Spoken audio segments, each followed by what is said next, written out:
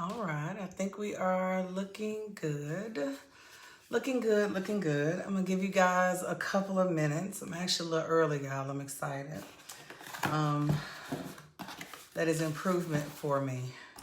So we'll talk about the time change in just a second, but I'm gonna attempt to get a little something done, give you guys a couple of minutes to hop on with me so we can sit down and have a little conversation.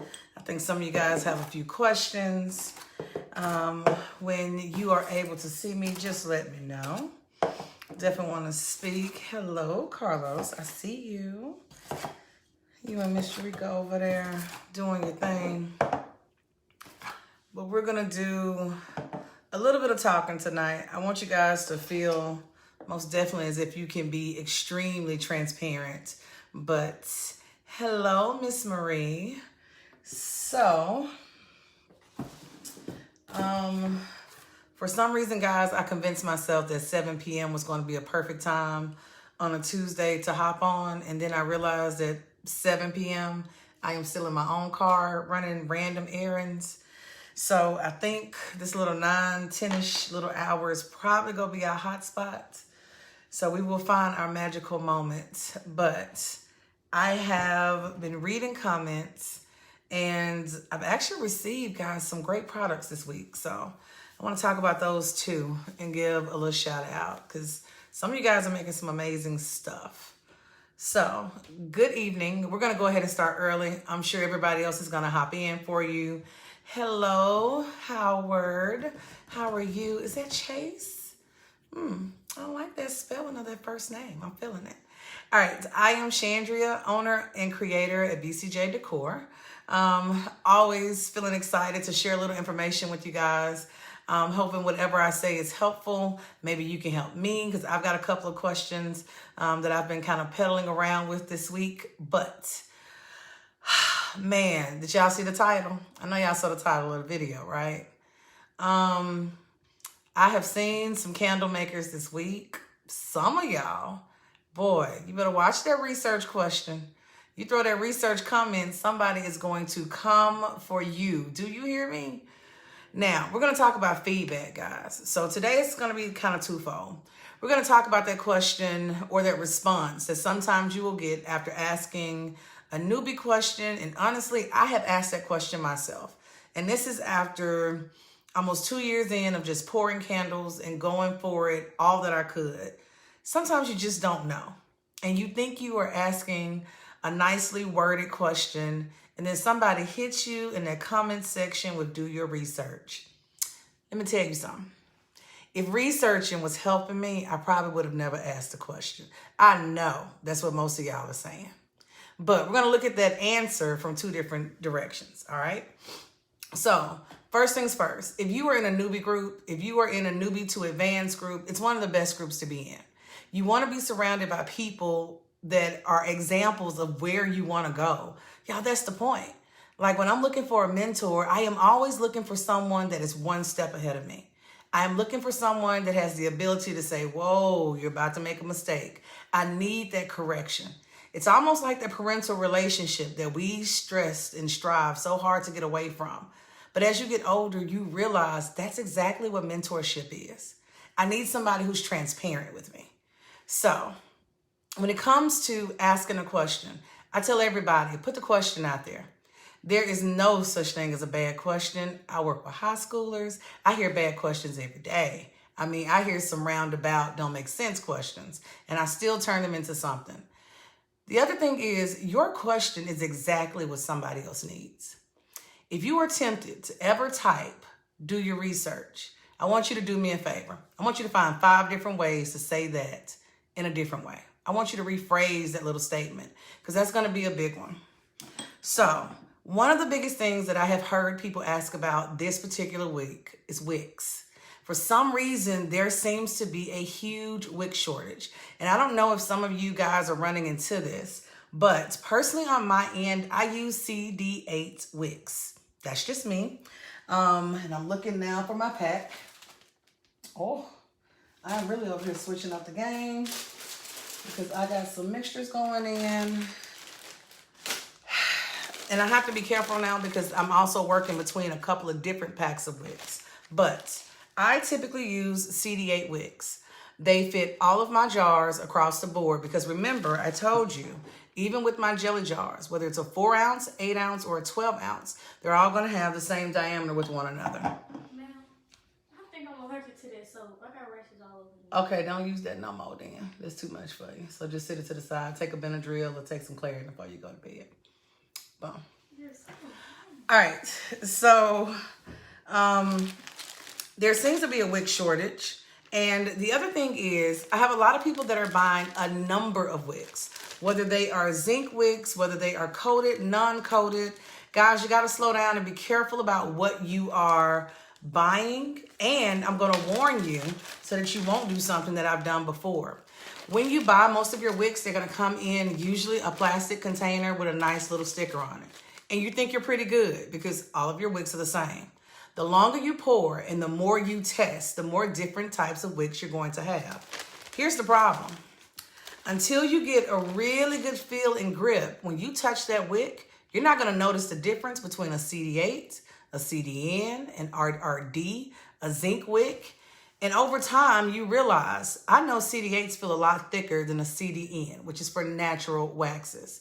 And remember, I use a 70% paraffin wax, 30% soy blend. So I have to be very mindful of which wick I'm actually putting in my candle.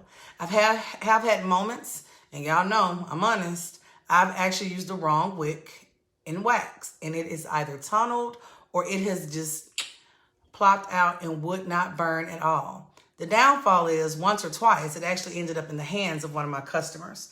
But thankfully, it's one of my customers that knew exactly to give me a call and I will be able to replace that for them. So here's another question, and I haven't heard anybody talk about this. Most of these wicks are about 7 inches long, right? Same little metal wick, nice standard CD8. But here is my jar. I've got one question. What are you guys doing with the piece of wick that you're cutting off? I know you're not throwing away, right? Y'all know we don't throw stuff away. If you take a look, I have an entire bag. And these are all the tops of those wicks that I cut off when I am preparing to package my candle. Guys, do not throw this away. Because guess what? That one wick just turned into 2 wicks. You can purchase, and I can purchase 100 of these little metal tabs for about $2.50. And you can thread through your leftover wick, add either your wick sticker or glue, and you now have a new wick that can be inserted in your next candle. Be careful about what you throw away because this will save you time and time again. What I will normally do is I started buying 1 bag of wicks at a time. So I started with the lowest count I could get. And thankfully, there are some candle companies that will actually give you a pack of 10. But most of you guys are doing a pack of 50. If I'm doing 50 wicks, that 50 is really 100. So remember, after you snip your wicks, especially if you're doing a 4 ounce or a 6 ounce jar, and there are even moments when I can take that 8 ounce and I can use that little piece of wick that's left and use it in my votive candles. Be mindful. You always want to slow down and think about waste. By the time anything makes it to the trash, it needs to be unusable. All right? So even if you're pouring just for yourself, but that will allow you to tab and re-wick double the amount of jars per bag. That $7.99 may not seem like much, but when you're walking in and you go from buying 1 bag of wicks to 10 bags of wicks to 20 bags of wicks, that starts to add up. There's another question that I got this week, and there's a fear of how much to spend up front. And remember in a couple of episodes ago, I told you guys that I started roughly with about $200. And I can tell you now, I ordered 10 pounds of wax.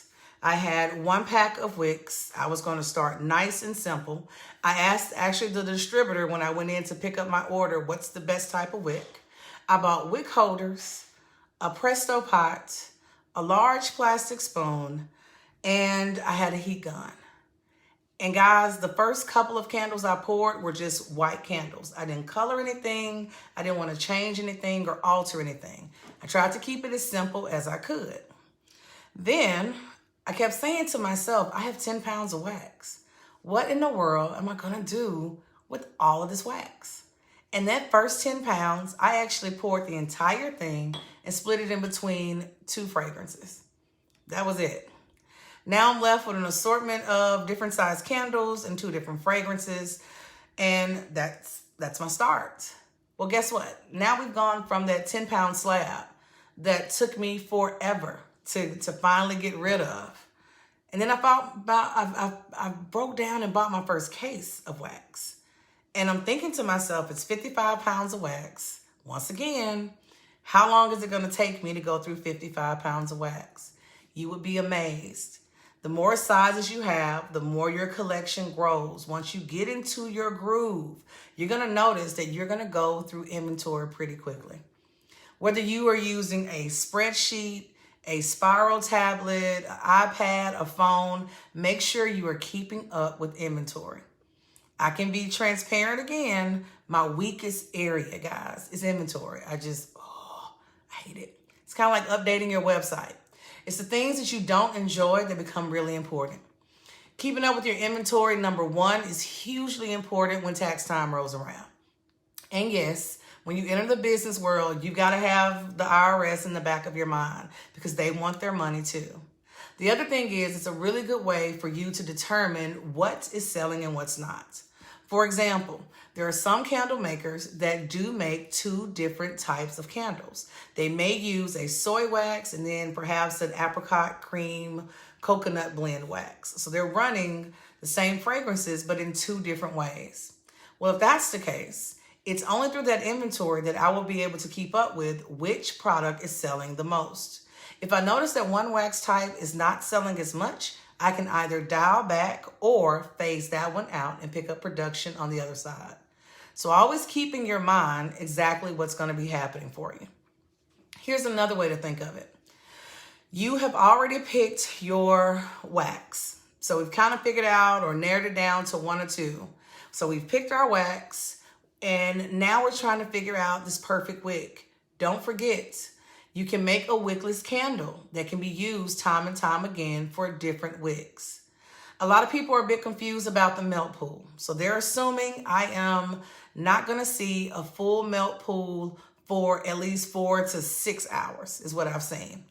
Guys, when you are testing, and especially when you're wick testing, and you're trying to make sure that you're getting the desired melt pool, on average, look at how wide your jar is.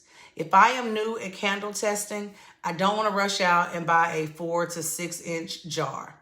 I don't want to go out and break out the dough bowls. I want to keep it nice and simple until my formula is down pat. Some of us are getting beautiful candles that have no hot throw.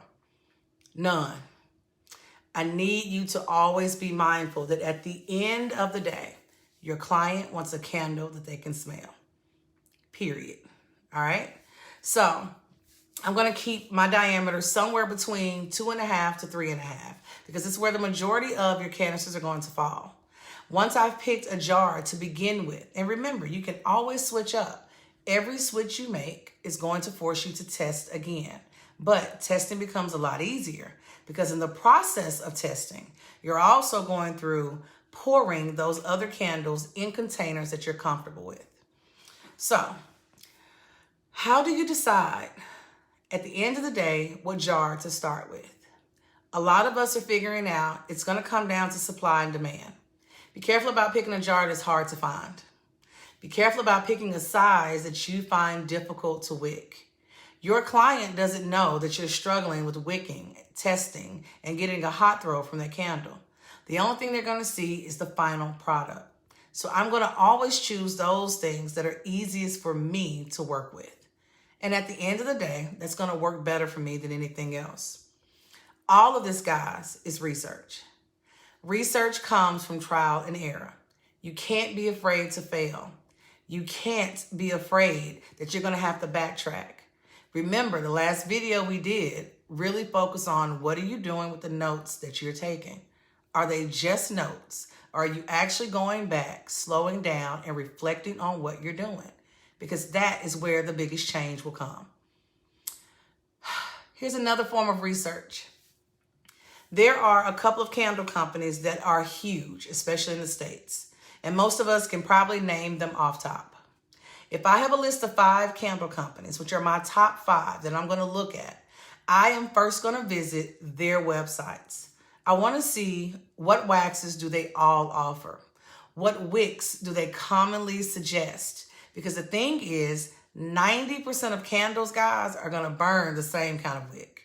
It doesn't matter if you're at Bath and Body Works, if you're in Victoria's Secret, if we're at White Barn, it doesn't matter. You're going to notice when you walk into those stores that wick is looking real familiar. And that fragrance that's coming off of it is also extremely familiar. There's not a lot of diversity there. Remember, the artistry comes in when you step into the equation. You are the person that changes how that candle is going to make a client or a customer feel. When I go to websites, I want to pay attention to what they recommend. I write down the temperatures at which I should heat the wax, when and how long I should allow it to cool before adding colors, dyes, or anything else, and when do I add my fragrance oil. If you post a question online and you ask at what temperature should I pour 464 wax, you are probably going to get a range, or you're going to get 5 or 6 different answers. Well, that can depend on, do you heat your jars or not? What size jar are you dealing with? Are you afraid of wet spots or not? Have you had an issue with frosting? Are you in a cold environment, a warm environment, a dry environment? Notice what I'm saying. Depending on where you stay will change your circumstances. Whether you are working with any medium across the board, you have to be mindful of your workspace and what works best for you. I've also seen changes when people switch from doing the double boiler method on the oven or on the stove, comparing that to using a Presto pot. I had a young lady who was using a wax that normally should be heated only to 200 degrees. She was actually heating it to about 250 to 260. She noticed in the cooling process, not only were there crystals that were forming that she didn't expect because she didn't have a high soy content in her wax, but she wasn't able to smell anything. So think about it. What do you think happened? She was she was heating to a higher temperature. So it's really possible that her wax was scorched. The other thing that she was doing, instead of heating to 200, she was going all the way to 250, 260, but she was actually adding her fragrance oil above 195. Most fragrance oils, when they hit wax that is still that warm, it's going to burn off. So you're losing all of that fragrance. And everybody here pretty much knows. Can you imagine a 16-ounce bottle of fragrance just spilling to the floor? Especially when it's the one that you've been waiting on and you are just so excited to pour and down the drain it goes. She had poured over 24 candles before realizing that she had misread the directions. It's one of those. I don't want to test 5 or 6 different waxes at a time. If I can do 2 to 3 and keep my collection in front of me, I can track and save time, effort, and money. Here's another one. Some of you newbies are actually in the same city with one another. And I get it, y'all. We got COVID going on. But if you're close to each other, you may want to find you someone who you can link up with. Because 9 times out of 10, you guys are not pouring the exact same wax. You're not using the exact same wicks. But I guarantee you had to buy 10 pounds of it. You may only need 5 pounds. So guess what? Maybe we can do a swap. That would allow me to test another wax type, another wick type, without having to go through the motion of shipping, waiting, and then all those other steps involved. Shipping is a big one. It comes down to research. If you've come to the point where you're thinking about not even shipping out to the client, but just shipping materials to yourself, you need to go back to your notebook, go back to your Excel spreadsheet, add in the cost of shipping to that candle so that you can keep up with, well, these jars are online and they're only $15 per case. Oh, I'm feeling pretty good for a case of 12. But the problem is that $15 case is going to ship to you for an additional $17. So you got to stop and ask yourself, is that candle worth that price per jar in the case? So I always want to do every number that I'm looking at per item. If you are double wicking a candle, don't forget to charge your client for both wicks. Don't forget to charge yourself what I call a rental fee for having things like wick holders. Hey, that wick holder is going to be used over and over again, but I did initially have to purchase it. So you're keeping up and you're tracking yourself as you go. Research, guys. It's huge. It goes in a bunch of directions. You've got to pick one path and try to make it as narrow as possible. If not, you will get caught up on what jar, what lid, what wax, what wick, and you will start getting to so many questions that nothing else will matter. There are some people that are to the point that are still in the testing phase, but they want to add embeds, crystals, dried flowers into their candle. So here's the question that I have for you. If you are to the point where you now want to add to your candle, are you getting the hot throw and cold throw that you want? If you have not reached that point, if you have not gotten to that middle ground, I encourage you to wait until you have that candle down pat. I can tell you now, I always kept a tablet. Guys, my little tablet is probably falling apart at this point.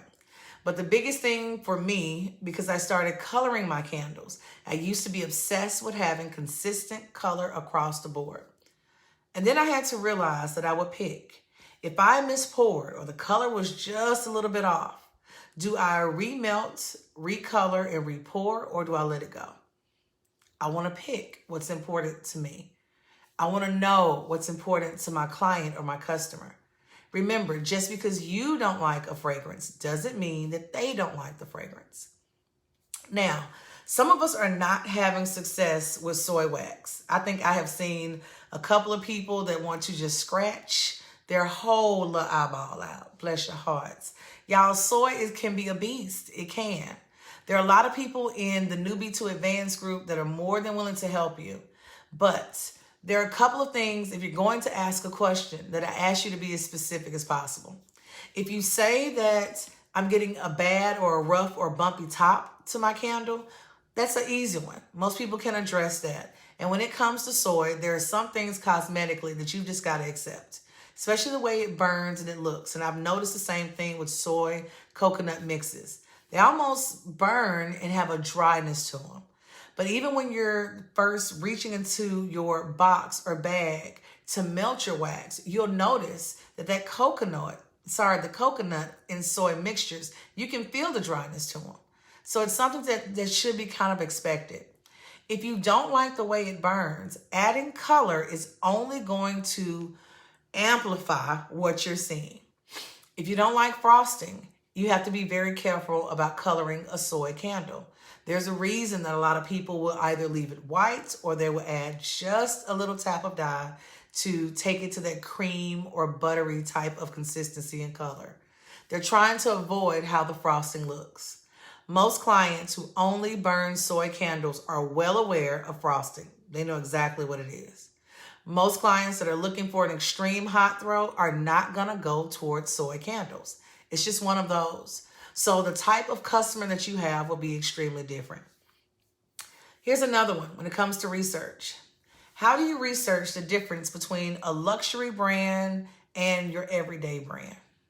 Where do I go to find concrete information to know without a doubt if I am actually creating a luxury candle or not? Guys, luxury is in the eye of the beholder. At the end of the day, what will sell a luxury candle, and most vets are going to agree, is packaging. Packaging will sell a luxury candle all day long. But here's the other thing. Some of you guys are able to produce a candle for under $3. Some of my luxury friends, just to make that candle, they're somewhere between the $9 to $15 range. There's a huge difference in vessel type, even in wax type, and many of them are doing home blends of waxes. Can you smell the difference in some of them? Absolutely. But are there some candles that probably shouldn't have the luxury label? The answer is yes. So it's always going to be the way that you are perceived. And as you go into market, you start looking into retail. And as you look at your website overall, the layout of it is going to speak for you. Now, when we talk about bumpy candles, and between bumpy candles, sinkholes, and wet spots, I think are the biggest three. The bumpiness and that wanting to have a smooth top on a soy candle especially, I'm going to encourage you to not fill your candle all the way up. Leave about 1/4 of an inch or so at the top of the candle. Allow it to go ahead and cool. When it has cooled completely and you can see your nice little bumpy top, most people will then go back and they're going to pour a second top off layer. And that layer, because it's nice and thin, will cover those bumps, and it usually will seal off and be smooth. It's one of those. So if you don't mind the double pour, that's one way. Another thing that some people do with soy candles to increase their chances of no wet spots and a smooth top, they will also heat their jars. And you will hear this in a couple of videos about heating your jar. I personally don't heat my jars. And guys, my house gets pretty cool sometimes. But if you want to heat your jar to touch, you should still be able to pick the jar up and handle it. You can heat your oven to about 175 and then allow your jars to reach that temp. They should still be to the point by the time you go back to your oven in a couple of minutes that you can take out your tray, reach in, and touch your jar. It's one of those things, again, that is going to be trial and error. We are not about to be afraid to fail. It's not. And plus, we don't fail with candles. We just remelt them and we try it again. It's one of those. All right. Now, if you are a paraffin soy blend kind of person, if you're getting bumpy tops and you're using like a Joy Wax, I want you to be very mindful of your temperature. Joy Wax, most paraffin blends, especially that are heavily on the more heavy on the paraffin side, are going to come out smooth. I really don't have a top issue. I do go back over my tops with a heat gun, but for me, it's more of just ensuring that everything is nice and crisp before I clip my wicks and I place my tops on.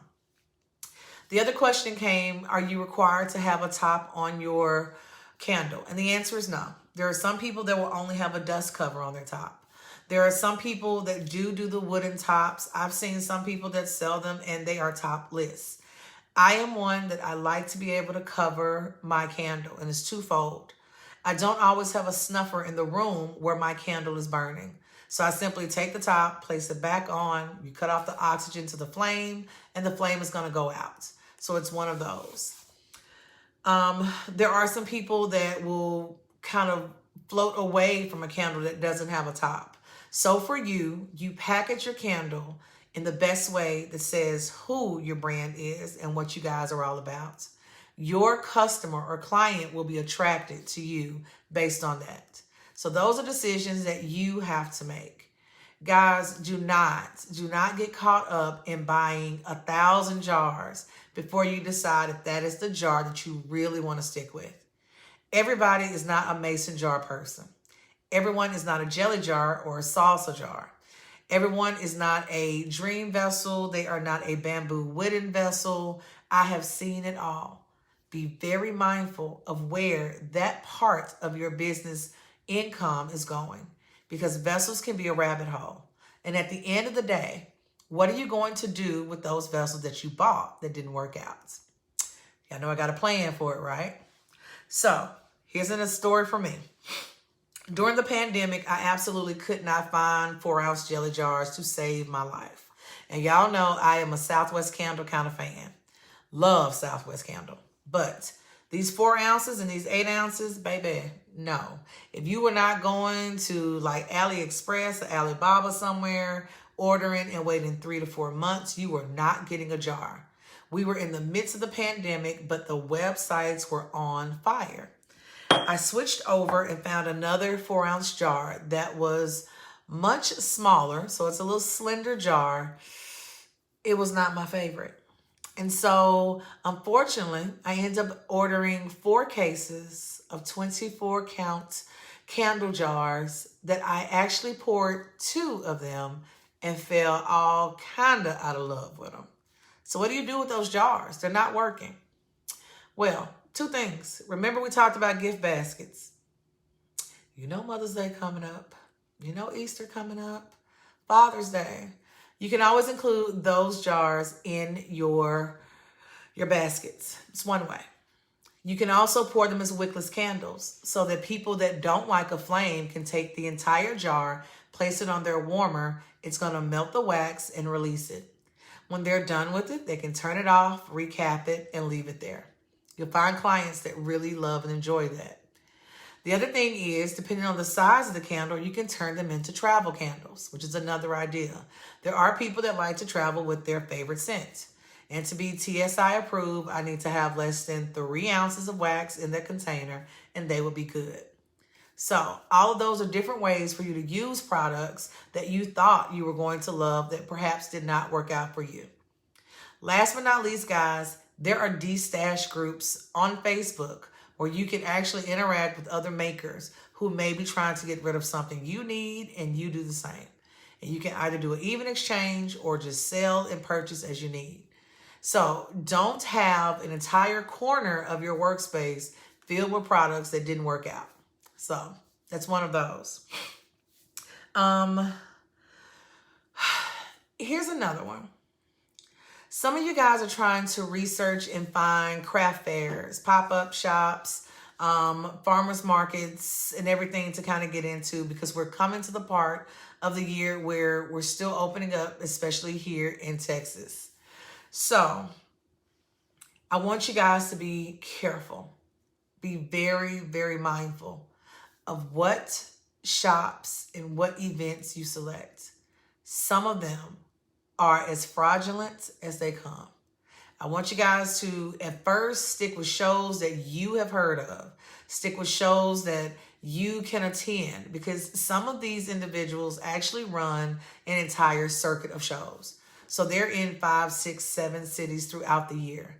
They've been running these shows for several years. Be very, very mindful, once again, of anything that says first annual, because first annual means that you are stepping out there, and whether your booth fee is $25, $50, or $100, it's going to be up to you. You may also want to decide how far you are willing to drive. That is another form of research. Do I want to do an hour drive, a 2-hour drive from where I'm located in order to set up? Because now you've got to calculate in time, you've got to calculate in gas. Setup time and breakdown time and returning home is also included. Don't forget to return home, y'all. You may as well just pay yourself at the end of the day. So if you are to that point of your journey where you have perfected your whole candle, you got this rolling. Some of you guys have perfected your melts, and now you're ready to put it out there. A small craft fair is a good way to do it. If you're nervous and don't want to run into anybody you know some of y'all like that. You don't want a friend to roll up on you. You may want to go an hour, hour and a half out, pick you a small craft fair, and just see how things go from there. There are different ways to give yourself a bit more exposure, and you build your confidence as you go. Sometimes your first show is amazing. It's a confidence booster, and sometimes it's not. But at the end of the day, you will still meet people, and you're able to communicate with other vendors to figure out what you can learn. Don't forget, at all times, you should be watching someone or listening to someone that is not in your industry. So who is your mentor that doesn't pour candles? Maybe they make shirts. Maybe they paint cars. They're doing something different, but they're still in that small business mind or mode. And that's what you're looking for. Someone who you can play off of and get different ideas at different times. Let's see. Any questions so far? Miss Lucy, with all of that used wax, here's another one. I would encourage you to melt those candles down, or if you have wax that you tested and it was not great, if you go back in and you remelt that, turn those into melts or turn them into samples that you can use as part of a giveaway. That's another one. If you have any silicone molds, whether it's hearts or bunnies or eggs or anything like that, you can always pour that wax into those molds. Put them in small containers, include 3 or 4, and include them as a thank you gift when people make a purchase. If you're already shipping things out, you can also put some of those little trinkets in that box just to thank them for their purchase. So there are a couple of ways that you're not stuck with too much product. What if you started the candle journey, then you stopped, and then you restarted the candle journey? I've got to ask you this one. Why did you stop the first time? And what are you doing differently this time? It doesn't mean quit. Please don't do that. And sometimes you may figure out candle making is not my thing. Hey, sometimes it happens. If candle making is not your thing, the biggest thing is you want to de-stash off as much as you can, because that's going to be important. Now, what happens if I have poured? I am now building inventory in my home, and I'm preparing to go either to a show or to put an item on a retail shelf. What are some things that I definitely want to do? I want to ask you guys, how many of you guys are currently recording your process when you're pouring candles? How many of you are actually hopping on, even if you're only recording on your phone and saving those videos for later? Is anybody currently recording yourself during your process? I want you guys to do that. I really want you to take the time to see, how do you look on camera? How are you projecting on camera? What do you sound like? If you want to set up, for example, a display, or if you want to have a personal message that pops up when someone is visiting your website, how exactly are you going to roll things out? Sometimes it's important to sit down and just play with your business name, because some of us are pouring and we don't have a name. Y'all, there's a lot in a name. It can tell you a little bit more about yourself, your company. I get asked sometimes for BCJ Decor, what does it mean? Well, those are the initials of my kids. I wanted to pick something that would not change. And the one thing that I know is somebody is going to call me mom for the rest of my life. And so I chose those initials to put together to ensure that I had something that meant something to me. And every time I think about a candle, every time we make a transaction, every time we prepare for a new show, I'm thinking about, what can I do? I may not have candle pourers in here, but I have little entrepreneurs that are coming about. And that's what I'm pushing, not only for myself, but for everyone that is with me as well. Now, how do you know to stop testing? How do you know it's time for you to step out and start selling? You gave mama a candle. You gave grandma a candle. Okay. You even gave best friend a candle. But I got a question. Have you given a coworker a candle? Have you handed a candle to someone who you don't know as well? That can be a big one. For some of us, stepping out is going to include just walking into the bank where we have been a customer for years and meeting the branch manager and say, hey, I just wanted to stop by. I've had some really good services with you. Want to drop this off and just say, you guys have a great day. Because at my bank branch, when you walk in, guys, they have this little wax melter in the corner. And one day I was like, what scent is that? Because that smells pretty good. And one of the ladies looked at me and she's like, but we burn it all the time, so it's not really special. So guess what? When I went back, I took 3 samples of wax melts, had a business card in there, and included some extra little tarts. Handed it to the branch manager, told her thank you. I've been a customer for years, and just want you guys to try this out. And let's see how it makes everybody smell and feel. Because smell, it goes directly with your emotions on a good day, right? So those actually all became clients of mine, and they've been long-term repeat clients. It's always an opportunity. There's always a moment for you to stretch out and meet someone different. You should be able to visualize your product sitting on a shelf. You should be able to visualize your product being pinned onto somebody's board in Pinterest. You should be able to visualize somebody walking up to you at a show or an event and asking you to tell them more. So that is a big one. And yes, Miss Marie, smell is connected to memory. If you haven't joined the Desserts Candle Academy Facebook group, they talk about scent all the time and how it triggers different emotions. And just seeing some of the products that they create are amazing. Here's another one. There are a few of us that are confusing which wicks are made for which product. Keep in mind that there are some waxes. Paraffin wax kind of sits over by itself. We know that it is a processed wax. We know that it goes through, and some people, y'all be some paraffin haters. We get it. But it's different when I'm moving from soy to coconut to apricot, and then I start getting these special blends like the Bliss. I have seen there's one kind of like Joy. You don't really know what all is in there because they're only going to give you the first 2 to 3 ingredients. When you're looking at different types of wax, I want you guys to stop, take a minute, and really touch and feel your wax. Break it apart before you add anything to it. It's going to tell you really quickly how it normally is going to perform in a container. And yes, your wax will be different if you're using a metal tin, if you're using a all wood container or glass. So there are going to be some changes there. Oh, Miss Danielle says, sweet tobacco makes me cry. Happy tears. It smells like my husband's grandpa. I can tell you now, mahogany teak wood reminds me of a cigar that my grandfather used to smoke. And he stopped smoking, guys, years and years before he passed away. But every time I run across that scent, it's the first thing that I think of. I can tell you now, I ran across a peach cobbler candle that smelled just like fresh peach cobbler. And the first thing it made me think of was my grandmother. It was one of those. It's that tie-in.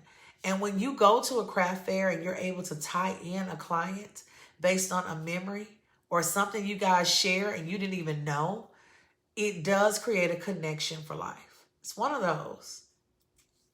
Question of the week. How do you want your client to feel after they have burned your candle? What do you want that experience to be like? There are some candles that I like. I'll burn them for a little while. But there are some candles that I absolutely love. And the ones I love, you can tell based on where they are placed in my home. If you are in my living room, if you are in my kitchen, or if you are in my bedroom, you are a candle that I love. If I'm testing you, you're going to be in my workroom. If you're kind of okay, then you're going to be in my office. You're further away from those areas that are most intimate for me. Think about that. What is the experience that you're trying to create? There's no reason for you to ever let somebody else's experiences overcrowd what you want to do in your business. Guys, sometimes you're going to make a move and you just don't know. You don't know the outcome. You don't know if this is going to work. But if you're careful with it, you can always have those moments where you bounce back. Every single failure should allow you to learn something. It's not a failure. It's a learning moment. And I've got tons of those. So you just get a little bit better. Let's see.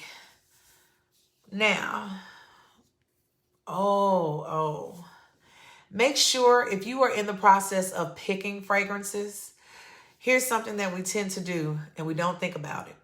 Before you start ordering fragrances, I want you to sit down and come up with a concrete number of this is how many fragrances I'm going to start my company with.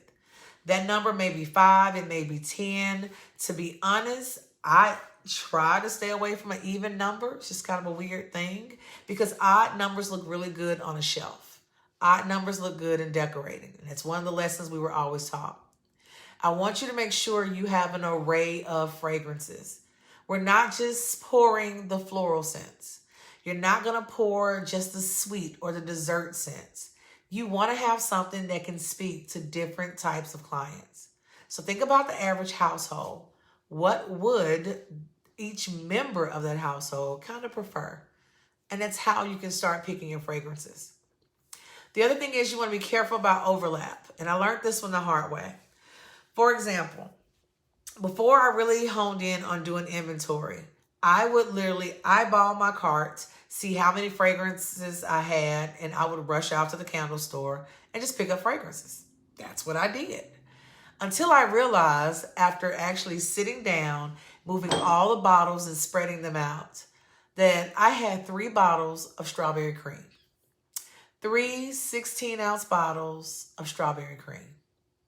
Yeah, I don't know why strawberry cream kept touching my spirit. Just like I cannot tell you why I kept buying it. But that was a lot of fragrance oil just in that one scent. That was a lot. And I had done it with actually more than one. So this was the first moment that I was encouraged to actually start mixing my fragrance oils together. Yes, you can mix your own wax. Here's another thing with mixing fragrance oils and waxes. If you have a wax that's it's kind of okay, it's not your favorite, and then you find one that you like better, do me a favor. Do a 70-30 split and start mixing in that wax that you weren't crazy about. You may be amazed at what you end up getting. If you are already adding additives, for example, trust me, if you're to the point where you're adding a hardener, but you probably have some older pillar wax or something in that corner, I want you to pay attention to what you have already purchased. Can you mix it to do something different? I took my strawberry and cream because I had tons, and I mixed the first set with watermelon lemonade. I took that strawberry cream and I mixed it with leather. You're going to take that manly scent and you're going to put something on top of it. And guys, I don't like pouring leather. My customers love it. But when you do strawberry leather together, ooh, it is amazing. It makes a really good fragrance. The other thing is I took some of that, and that's what got me into my room deodorizers. That's what brought me into the car fresheners, because I had made those purchases and now something had to move. I don't want anything sitting on my shelf for long periods of time. Number one, remember you're dealing with oils. You don't want anything to settle or separate. The other thing is the changes in temperatures, even within your home, just like in a store, are going to eventually impact your final product. So I always want to keep enough product to keep me busy, but not too much that is taking up all of my workspace. If you are finding that as you're cooling candles, you're either running out of space, I want you to think about what else you can do as those candles are cooling. Some of you guys are using a soy wax that has to cure. If you have to do a 7 to 14 day cure, you've got to take that into consideration. Where do you put that? Do you have shelving available that will allow you to pour, transfer that over to another area and continue to work? Or are you only able to pour perhaps 24 candles, 48 candles at a time? That's huge. Because what tends to happen is you will mess up and get a large order, and it is that first wholesale order or that first order just from someone that, hey, I'm having a wedding and I want to order 150 4-ounce candles in this fragrance. And you're thinking to yourself, how long is that going to take? It's not how long it's going to take. I've got another question. Do you have the space available to take that order? Guys, before you turn down an order, I may have told you about this in a previous episode. I had a young lady reach out to me because one of her friends was doing her anniversary party. And her party gift to all of her guests was going to be a candle. That's what she chose. Her friend already had the perfect fragrance that she loved. And she was a new candle maker. Only been pouring maybe about a month. Well, did the anniversary party, started doing the list. It finally comes down time to sit down and talk business. And remember, anything ordered in bulk, I love you to the end of earth, but we're going to put this in black and white and we're going to sign it. This is a business, not a hobby. Well, she wanted 200 candles.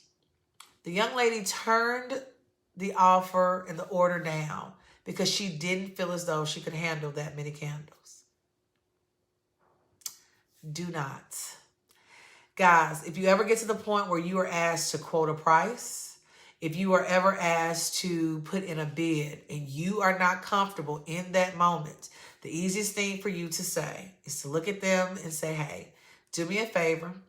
Let me go ahead and take down the details for this order. I need to do a little bit of checking, and then I will get back with you. It's never a no. It's never a maybe. You can cry about it when you get in the car. You may have to call a friend to come help you pour. But what you don't want to do is to cut yourself before you ever have a chance to stop and think, is this feasible? Is it doable? When I broke it down to the young lady, she was thinking she didn't have enough space. Baby, for 200 candles, this is a moment where we are not going to eat at the dining room table because mommy needs that dining room table for production. And we're going to sit and pour.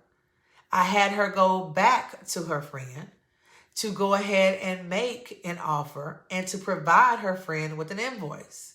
And then we sat down, we wicked jars during a movie, and we also poured. It's one of those. So before you turn anything down, I want you to think about, what is my process? What is my routine? It's during the testing and the research phase, you figure out your timing. You figure out how long any of this is going to take. The other thing is if you don't have the jars that are needed on hand, you've got to factor in shipping. Guys, be careful. We are in the midst of a shipping issue. We have so much inventory shortage going on. And this, as I've said before, is going to last easily until the end of the year. Keep in mind how long we were in COVID, how long ports were shut down. And also keep in mind what is being shipped over as well. Now, here's something else for my candle people who have been pouring for a little bit and you want to ramp up your production. If you are thinking about going overseas as far as containers or anything like that, I want you to be really, really mindful. It is nice for the pricing. Pay attention to the shipping costs as well. But the other thing you guys want to pay attention to is it possible for you and maybe one or two other businesses to go in together to share those costs? Because most of you guys can actually order from the same person, order different jars in a larger quantity and get a much, much better price. At the end of the day, do you have somewhere to store what you need? And if your answer is no, you've got to be careful. So, some of us have dedicated rooms and areas to pour, and some of us don't. When I first started pouring, I poured in my kitchen. I poured late at night, and I poured to the point where I could fill up my countertop, allow all that to cool. I would get up the next morning while everyone's getting ready for school, snip those wicks, have the kids help me cap the jars, and then we would move those over to the side, which gave us room for breakfast. Guys, we did this for over a year. It's one of those. I can only pour so many. The same thing is going to happen with wax melts. I would have to cook dinner at the end of the day, clean up the entire kitchen, empty my countertops and table, and then go in, lay out all of my clamshells and pour as many as I could. Once you're used to how much wax is needed for this many wax melts, how much wax is going to be needed for 8-ounce candles or 4-ounce candles, it will allow you to go back and forth. For a long time, and even till today, I use 1 Presto pot, I use 2 pouring pots, and that's it. So all of my candles, everything you see at every location where you see a BCJ Decor candle is coming from that 1 Presto pot. Walmart, $29.99, babies. And my pour pots. That's it. All right, so I've tried to keep it simple as long as I can. Now, we have talked about wax. We have looked at wicks. How we're doing at taking care of ourselves. Because some of us are hopping into this fast and furious, but I haven't seen very many comments about the slowing down and the reflection moments. It's those. Check your notes. Check where you are. While you are checking your notes, I want you to also journal a couple of notes on the side because you need to clear your head a little bit. Some of us are looking to figure out if this is something we really want to do, if this is something we really can do. I'm a candle lover, but I don't know if this is the number one thing.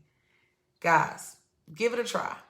If you know someone who is close to you, who has the materials, and they don't mind you coming in, I know it can be rare, but ask. It doesn't hurt to ask and to kind of jump in. The other thing is, some of you have a favorite candle. So here's another way to kind of start yourself off. If you have a favorite candle that you have been buying for years, maybe it's like a Bath and Body Works scent or whoever is coming through, I want you to first try to create a candle that gives you the same feeling that that candle did. Think about it. How many times have you gone back to the store and picked up that same fragrance over and over again? What is it about that candle that makes you buy it? Sometimes they aren't even the best burning candles and we still buy them. And the question you're trying to answer is why? It's one of those. That why question is going to keep coming back over and over and over again. The other question is, who, at the end of the day, are you pouring for? So, between now and the end of the week, there are a couple of you guys that are signed up for the Candle Academy. And guys, we're going to have our first class on Saturday. I'm excited. It's going to be a live class at 10 a.m. For that group. I kept the first group kind of small. And as I told you guys before, the goal is to have a one-on-one experience. At the end of the day, I want you to have that opportunity to ask all the questions that you need to. When we're on this live, if you want to share your website, if you have a question, please feel free to ask. And I will definitely try to answer that for you.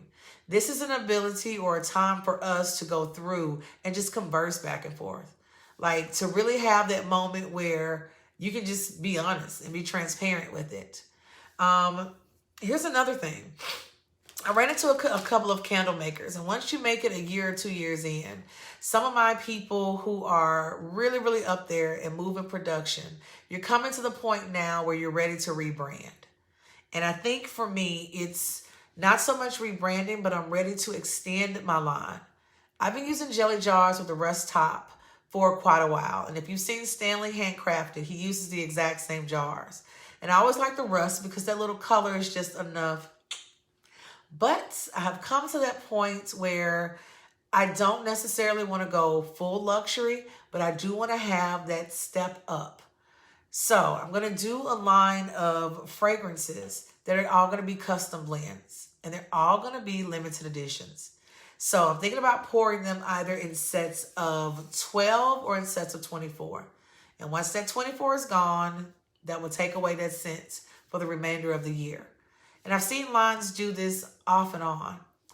When I finally get my new vessels in, because I've ordered some of those, I'm going to show you guys the jars, show you some of the wicking processes, and then my testing results as well. For everyone that is looking right now, every time you switch jars, every time you switch containers, please test your product. Your home should be fragrant at all times because there's always something in your mind that's going. And therefore, you should always be testing something. All right? If you guys have any questions for me, please let me know. The next enrollment for the Candle Academy is going to open on April 28th. A lot of you guys have sent out requests to join the Facebook page. If you're looking for me on Facebook, BCJ Decor. I have my own business page as well. BCJ Decor is also the name that you guys can hit up on YouTube. I got a couple of videos there. If there's something in particular that you want to talk about, definitely let me know. Tuesday and Friday nights are going to be our nights to really get some things in. So until I see you guys next time, have a good one.